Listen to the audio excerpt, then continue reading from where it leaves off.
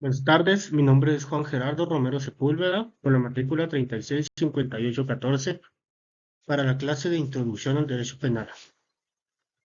Las ideas principales de la Introducción al Derecho Penal. Dentro del área del Derecho Penal existen muchos elementos y fuentes que forman la materia en sí. La plenitud y el entendimiento de la misma es importante para todo aquel que desee ejercer el derecho correctamente. Las fuentes del derecho penal. Existe una clasificación de las fuentes del derecho penal, las cuales son las fuentes directas, en donde encontramos que son las que manifiestan el derecho y las normas como se encuentran establecidas. Dentro de estas se encuentra el proceso legislativo y la ley. También existe la clasificación de las fuentes indirectas. En este tipo de fuentes encierran en sí la norma jurídica, pero sin darle existencia por sí misma. Aquí encontramos la costumbre, la jurisprudencia, la doctrina, que representan los principios generales del derecho.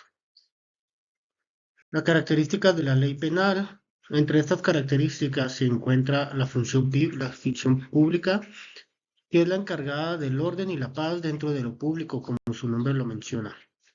Es decir, regula las actividades de los individuos en el ámbito público, general y preventiva. Se aplica a todo individuo que esté dentro del territorio determinado. Utiliza el temor a las sanciones para evitar que los sujetos lleven a cabo acciones ilegales, subrayando que tendrán consecuencias graves. Es decir, que asusta a las personas para que eviten hacer cualquier acto ilegal. El castiga es otra de las características de la ley penal. Una vez realizado el daño, se realizan las sanciones correspondientes según la gravedad del delito. El derecho normativo se constituye de un conjunto de normas relativas a tipos penales. Sanción y punitivo. Es casi igual que el castigo.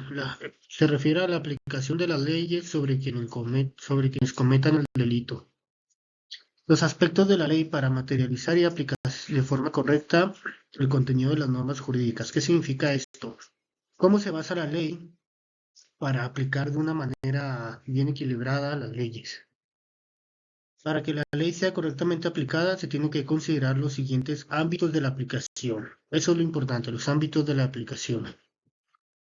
En el ámbito espacial, que se refiere al territorio en donde se ha cometido, si es dentro del país, fuera del país, etc.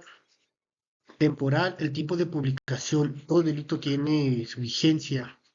Claro que no es como que se termine en tal día, ¿verdad? Pero sí está sujeto a un ámbito temporal. El personal es el que se refiere al análisis de la vida de la persona, ya sea del culpable o de la víctima. El material puede ser común, ordinario, fuero, federal o excepcional, militar o castrense. El principio de la legalidad se encuentra en el artículo 14. Nadie podrá ser privado de la libertad o de sus propiedades, posesiones o derechos, sino mediante juicio seguido ante los tribunales previamente establecidos, en el que se cumplan las formalidades esenciales del procedimiento y conforme a las leyes expedidas con anterioridad al hecho. Aquí se encuentra en el artículo 14 el principio de legalidad. El fundamento legal del derecho militar. El artículo 13 dice: nadie puede ser juzgado por leyes privativas ni por tribunales especiales. Ninguna persona o corporación puede tener fuero ni gozar más emolumentos que los que sean compensaciones de servicio público y estén fijados por la ley. Subsiste el fuero de guerra para los delitos y faltas contra la disciplina militar, pero los tribunales militares en ningún caso y por ningún motivo podrán extender su jurisdicción sobre personas que no pertenezcan al ejército. Cuando en un delito o falta del orden militar estuviese complicado un paisano, conocerá el caso la autoridad civil que corresponda.